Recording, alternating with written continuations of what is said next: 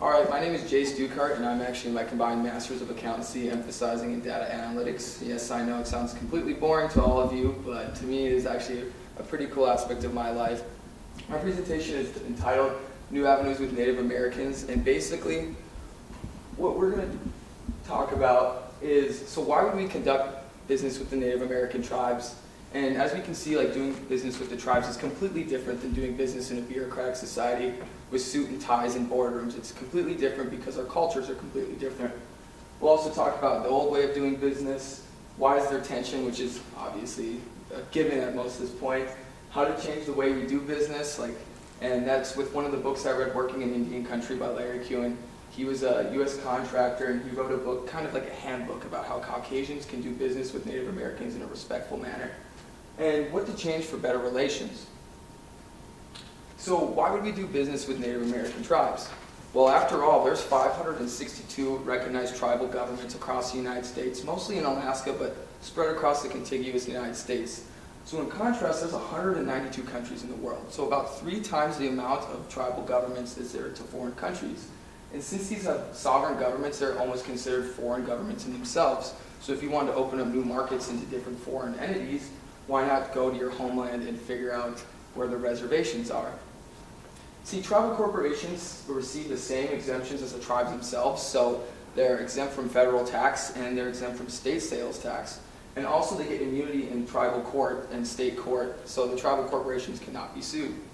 There's also many tax credit advantages, and being an accounting major, I'm emphasizing in data analytics, but my passion is to do individual taxes, and I had an individual tax internship this semester. So seeing all these different tax advantages is nice, like the new market tax credit, which is for going into new markets, you get a nice tax credit for that. So think about going into 562 different markets and getting a tax credit for it. The Indian wages and insurance deduction is about 30% of all the wages and insurance premiums paid to Native Americans that work for your business can be deducted right away. And accelerated depreciation, so for you guys that know what depreciation is, it's just a slow expensing of an item. So say you have like a $10,000 asset, each year go down by $1,000 because you're using it as its useful life. But with Native American tribes, they get double accelerated depreciation, which means that they get to do it, like, say, instead of I do $1,000 a year, they get to do $2,000 a year. And this helps in the tax world because it makes your expenses increase, which decreases your taxable income, making you pay less taxes. There's also, if you want to help the tribes, you need to generate revenue. Sales tax are regressive, meaning that they hurt poor people more than they hurt rich people. Like a 5% tax takes more away from a $20,000 person's income than it does a $1 million person's income. It's going to affect them adversely in the wrong way. The land is in trust, so it cannot be taxed, so that's just not even, that's out of the question. So there's no revenue that can be generated there. And we all know it's not a secret that there's high unemployment across reservations across North America. Pine Ridge, I think, was about 80 to 86% unemployment, which is ridiculous considering we try to keep the U.S.'s target in unemployment around 3 to 4%. So you can't have an income tax because people aren't working, and so that's just impossible. Now, this doesn't mean everyone has the thought that do Native Americans pay federal income tax. Of course they pay federal income tax. Every person, no matter your color, your status, or anything, has to pay federal income tax, no matter what. So it's not like they're getting around anything. They just can't, they don't have to, as a corporation, pay for the federal tax on businesses and state sales taxes. So there's also federal contract preferences, like if you decide to engage with business with the Native American tribes, they have the BIA Buy Indian Act, so you get contract preferences, meaning that if you are working with the tribes, you get a preference from the BIA or the Department of Agriculture rather than someone else not doing that. They also have lower contract caps, meaning that they don't have to spend as much, like they get capped at, like, instead of 10 million, it's 5 million. You don't have to bid that high in order to outbid everyone. You just get the preference right away. And as an accountant, they give IRS tax-exempt bonds, which is absolutely awesome considering that they're kind of municipalities. So if you buy a bond and you get the interest and the principal back, it's tax-free if they were issued by these tribes. They also have low-interest loans that are guaranteed by the U.S. Department of Agriculture and the Bureau of Indian Affairs. So instead of you having your own collateral, the U.S. government will back your loan up if you were doing business with the tribes. So what was the old way of doing business with the tribes? Well, in one word, it was pretty much just extortion. Like, There's no way to put it better than that. In recent times, the payday loan industry, which gives high interest loans to people that are trying to get paycheck to paycheck, they've actually been incorporating their businesses in reservations so they cannot get sued, which is, pretty awful considering that's the only reason they're incorporating there. And, they've been extorted through mining, right-of-way, which is basically like, putting pipelines in or putting power lines up, so it's a right-of-way, grazing and timber. After all, they have almost $1.5 trillion in natural resources across the reservations in the United States, which is a massive figure. And in 2010, 17 tribes sued the federal government for $500 million because the federal government of course, thought they knew what was best for the tribes and said, we're going to take care of contract preferences and we're going to take care of the negotiations and all that. Well, they absolutely screwed it up, just like they kind of do with everything that came with the tribes. So the tribes won and got $500 million, but that's just a small fraction of all the extortion that got extracted out of them. So it's a win in court, but it's not really a win for them at all. And then we can talk about like the Dakota Access Pipeline's another kind of extortionist kind of thing that we all are familiar with around North Dakota being here. And obviously that's a pretty touchy subject to still talk around here. But another way of doing old business is just confusing business terminology. Like I stand up here and tell you about like depreciation and taxes and bonds and all this, and most of you just don't even care and don't know, and of course these tribes don't know.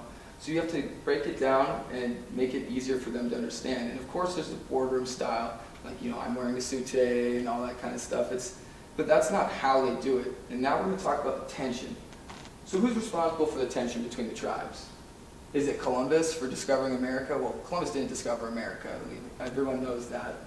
Was it Amerigo Vespucci? No, it wasn't Amerigo Vespucci, even though he is named after the United States. Side note, does anyone know who actually discovered North America?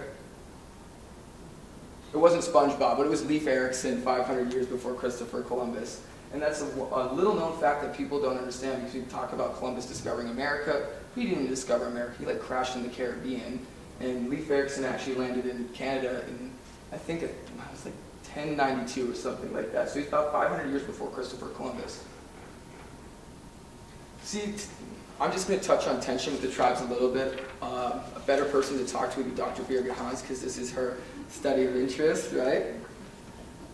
So first we talk about, it's just a real quick oversight, we talk about the Indian Removal Act, which gave Andrew Jackson the powers to deal with the Native American tribes and kind of move them around wherever he liked. And the next one is Worcester versus Georgia, which was part of the John Marshall trilogy, and it was really important if you look at Native American history to see what John Marshall did and how he was doing it. So Worcester was a missionary in Georgia, and he was on the reservations, and he was pretty much telling Native Americans their rights, and they're figuring out they're kind of, getting like a blind pulled over their head and stuff. They had no idea what was going on. He was telling them their rights. He was, leading them how to read and all that kind of stuff, which the Georgia government did not like because they wanted to keep these people ignorant in order to control them.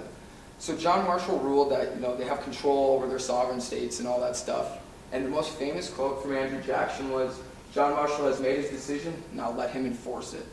And after that, we can see the Trail of Tears happening and all that kind of stuff because, again, Andrew Jackson did what he wanted and didn't care if he was going to be in contempt of the United States Supreme Court. Another important one is the Dawes Act, which is basically a settlement act where they gave allotments of land out to settlers in order to move across the country and settle, because why else would anyone want to come to North Dakota, So, and we talk about, obviously, tension with the tribes is the numerous broken treaties. There's over 500 treaties that were with the tribes, and every single one of them was altered or broken, which is just ridiculous. And one of the main ones was in this region was the Fort Laramie Treaty, which pretty much took care of all the Northern Plains tribes. And there was a clause in it that said, as long as the rivers run, the Black Hills would be to the Native Americans, which we all know didn't happen because they found gold a couple years later and they couldn't stop all the settlers from coming in and pillaging the Black Hills. So I did a couple readings for Dr. Birgit Hans because I'm in her directed readings class for American Indian Studies. And the first one I read was actually one written by the dean of the business school. And it talked about tribal sovereignty and all these different things. And it was pretty interesting. So she always liked to gear the readings towards my business ideas in my business major in order to connect more with it. So this is a book that I basically am basing my presentation off, which was by Larry D. Cohen. And he was a contractor for the United States government, and he was a Caucasian, and he would go around and he'd do contracting with Native American tribes. And he kind of wrote this as a handbook to see like what he learned, what works and what doesn't work, because obviously doing business is completely different with the tribes than it is with regular corporations and stuff. So how do we conduct business with tribes respectfully? Come on. I won't remind you later. That's good. Pick it up. Step 1, learn the history. Step 2, learn the history. Step 3, learn the history. Because Larry talks about if you don't learn the history before, you're going to get shoved in your face when you show up there. They're going to teach you the history because, after all, history is a living, breathing part of Native American society. So what happened 100, 200 years ago is still in their minds and affecting them to this day. So you need to learn the history in order to figure out, all the tensions and everything in order to fix what's going on. You also need to change the tone. You don't need to talk down to them, and that's the last thing they need, because all they've heard for the last 200-300 years is we know what's best for you, we know what's best for you. Well, obviously no one knows what's best for them because they're on reservations being poor and in poverty. So whoever doesn't know what's best for them. Don't interrupt. Obviously that goes with a lot of things, but this in tribal meetings and stuff, do not interrupt. That is going to break their trust with you, and that's something that does not need to be happening. Body language is huge because, I'm giving everyone eye contact here, but on the Standing Rock Reservation, if you give eye contact, that's a threat. So you don't want to be like making eye contact with someone because they're going to be threatened by you. And you just got to know, like, each individual tribe is obviously different, and he talks about you need to know what you're going to do for each individual tribe. You got to respect the humor. Everyone likes humor. It breaks the tension and stuff. And he talks about, like, when he first went there, they would attack him and call him, like, a land stealer and all that stuff, and just, like, blast him the whole time. But in the end, they were just, like, trying to make him feel how they felt and kind of just make fun of him a little bit. You got to respect the humor, even though it might be a little offensive at times. You got to eliminate the bureaucratic image. Like, obviously we can see the bureaucracy up there. You got to eliminate that. You can't be, don't wear suits or anything. Most Native Americans are really casual, like, button-up flannel and jeans and all that stuff will kind of work, because again, if you show in with like the suits, you kind of fit into the bureaucratic government image, which they absolutely do not like. Big one is respecting their prayers and traditions. Obviously, like, if they're going to have a peace pipe smoking like scenario, or if they're going to like have a prayer circle, you got to make sure you engage in those kind of things, because again, Native Americans love tradition, and that's what they're built on to this day, is tradition. You have to explain everything and ask for input, and it's not like the old way of doing business is we know what's right for you, this is what we're going to do, this is what we can do for you. Now it's, this is what we have, is it going to help you? And you have to have more input from them and figure out, is it beneficial for them and not just beneficial for you? Collaboration is key, and that's also what I was getting at. You need to collaborate with them in order to, figure out what's actually best for the tribe, because it's not what's best for you, because obviously we don't know what's best for the tribes because they're in these awful situations. So how do we improve relations to this day? Well, we need to start by removing Native American logos, because after all, most of them were not even approved by Native Americans at all, and they're pretty offensive. Like the Washington Redskins, I just shake my head every time I see that. I'm just like, that's just ridiculous. Like, how can they still have that logo? And the most ridiculous thing is it's in Washington, D.C., our nation's capital, is that team. Shots fired, I guess I put the Unity logo on. But it's nice that we're getting over that, and I tell everyone, it doesn't matter what this logo would have looked like, everyone would have hated it anyway, so go with Fighting Hawks, I really don't care. We just need to get beyond this kind of stuff. A good step in the right direction was Chief Wahoo, which is the Cleveland Indians mascot. They actually said this year that they're going to quit using him, and they're going to get him out of the organization, which actually puts pressure on the NFL to go, well, if they got rid of Chief Wahoo, then what's with, the Redskins guy? Like, what are we doing here, It wouldn't be like very appropriate to do any color scheme like as a logo.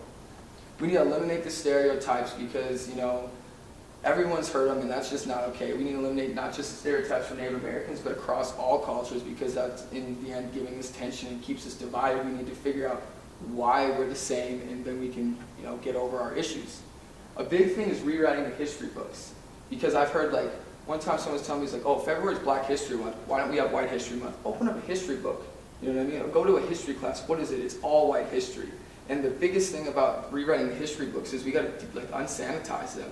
It talks about the U.S. government doing everything as a virtuous manner, and like like when I was a kid, we talked about the Trail of Tears, it was kind of just like, whatever, but now you learn about it, you're like, that's ridiculous. Like all these different things is ridiculous. We need to rewrite the books and like the perspective of Native Americans. There's actually a book called 1492, which talks about if Columbus never, came to the Caribbean, no one ever came to the New World, what would this be like? And it's actually a pretty interesting book. We also need to implement Native American history in the high schools. I'm from Dickinson, North Dakota, and we actually did a lot of work with Native American history. We did mostly Mandan, Hidatsa, and Arikara because that's the western side of the state. But then it was always incorporated with Lewis and Clark because, again, you got to have the white history involved with all that. But I remember going on field trips to Knife River Indian Village. We went to the Earth Lodges at Fort Lincoln, and we were really subjected to all this. And every state has had Native Americans at one point living on it. So it's important to make sure that everyone learns the history, because if we don't learn the history, we're bound to repeat it. And it's pretty ridiculous in that sense that not everywhere is learning about Native Americans because they were the first people here, obviously. But in the end, Mitakuye we're all related, and that's what we need to think about sometimes, because even though we're all different colors and all different religions, like we're all humans, we all have blood, we're all the same thing, we all go to bed, we're all going to die. Like once we figure out that we're all more alike than we are different, we can move on as a society.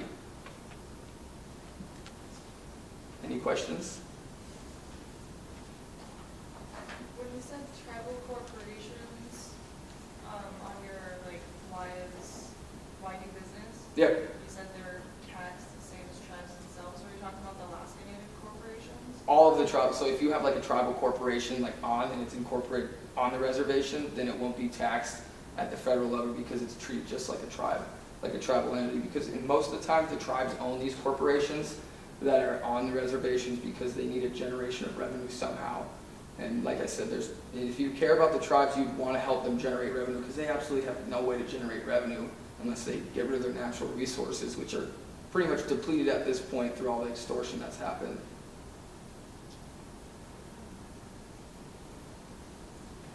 Just a comment, when you talk about not wearing suits and stuff, Yeah. I think initially a lot of times I think it'd be a sign of respect to wear one to start with, and then Yeah, I guess it depends how you do the negotiation, because the negotiation process is going to be a longer one than it is with corporations, and it's all built on trust. Like you have to have the trust. They've trusted so many people over the last hundreds and hundreds of years, and every time they've just been, screwed over. So it's like it's hard for them to build trust, definitely in these days, and so you need to build that, and that can be a thing. And like they talk about, their traditions, so eating with them and doing prayer circles and all the traditions that go along with them to feel like more of them. Yes. Would one, for example, also be the Native American tribes functioning by consensus? Oh yeah, they talked about that in the book where, so the tribal council may be able to be like, okay, we want this, but if they have a whole tribe vote and the tribe says we don't want this, then it overrides the tribal council. So you have to make sure it's a consensus throughout everyone, or else you're not going to get anything passed, because power to the people there. It would be nice that if Congress passed something and we didn't like, we could all rise up, vote, and throw it out, right? But that we don't have the ability in the contiguous and United States federal government to do that, but the tribal governments do. And very often people are not aware of that. Yep. That there is consensus and you have to reach consensus. Yeah, and it's across everyone, not just the tribal council, because they can just get overridden. And I find this very cumbersome because everybody will be consulted and will be told. Yeah, and it's nice to see they think about it as a whole, how does this all affect us? And the little people down in society can override the tribal government, which is really nice, considering that if these people pull a fast one on the tribal government somehow get something extortion contract approved, the people can be like, I don't like this, and throw it out.